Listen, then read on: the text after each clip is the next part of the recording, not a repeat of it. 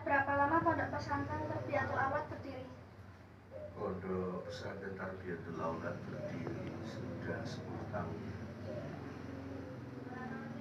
Pimpinan Pondok Pesantren Tarbiyatul Awad siapa ya Pak? Pondok Pesantren Tarbiyatul Awad itu berawal dari bapak saya dulu punya pengajian anak-anak TPQ.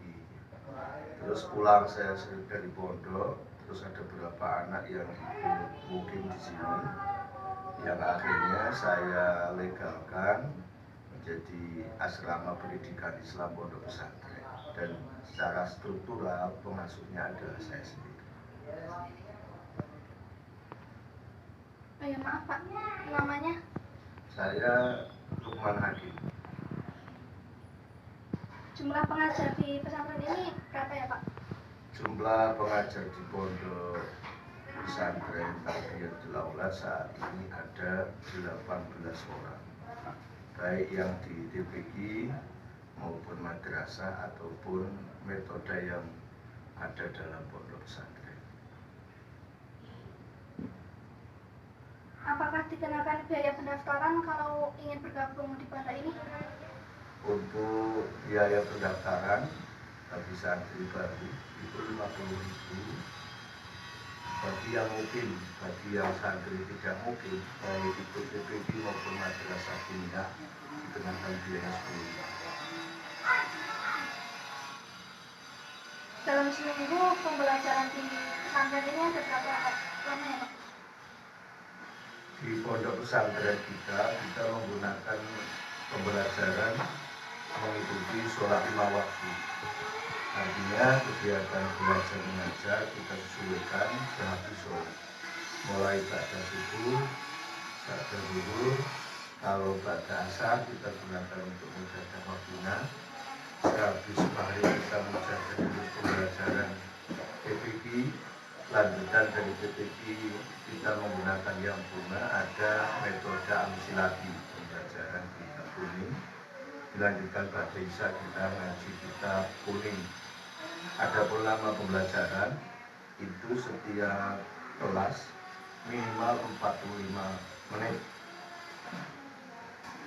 Terus setelah selesai pembelajaran mungkin masih ada jam tambahan, entah itu setoran hafalan ataupun tadarus bersama, dan digunakan untuk diskusi yang lain. Nanti yang baku untuk 1 jam pembelajaran itu minimal 45. Kesulitan yang sering dihadapi santri saat belajar itu apa ya Pak? Kalau untuk kesulitan yang jelas, yang pertama dengan adanya musim hujan itu menjadi bagian kendala, karena sebagian santri TPQ maupun madrasah itu kan dari luar desa. Nah, mereka mungkin nggak bisa datang karena hujan, dan ini menjadikan kesulitan guru karena harus menyesuaikan. Karena sistem yang kita gunakan ada sistem individual maupun sistem klasikal.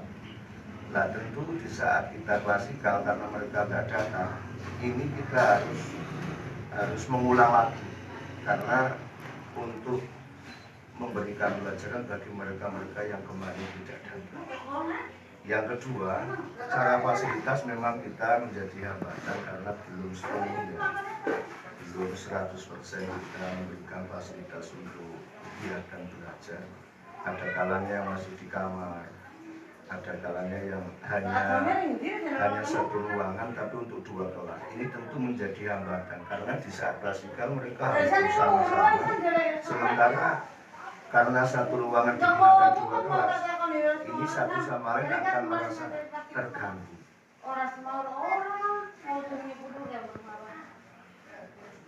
Untuk sarana dan prasarana apakah sudah memadai? Proses demi proses, 10 tahun berdiri, itu semua masih dalam tahapan proses. Sebagaimana mulai tempat belajar, kamar untuk santri, maupun tempat-tempat yang semestinya layak, kita masih jauh dari kelayakan. Tapi dari pihak yayasan tetap dalam masa kita tetap mengoptimalkan, misalkan 1 kelas Karena dengan metode itu kan harus punya kelas masing-masing. Sehingga setiap kelas itu harus ada satu diantaranya adalah guru kelas, ada papan tulis, ada meja, ada bangku untuk belajar, dan ini belum sebelumnya namun lambat laun kita optimalkan.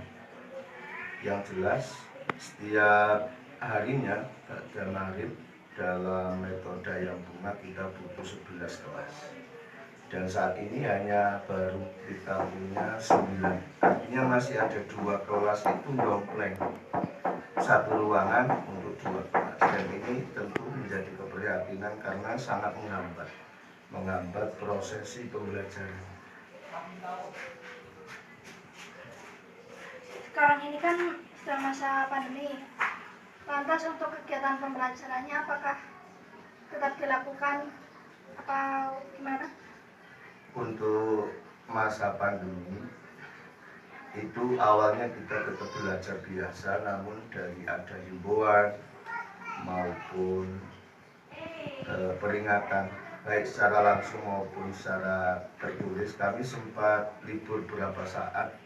Ada 1 minggu mungkin kita libur untuk berembuk dan mensiasati adanya pembelajaran di masa pandemi.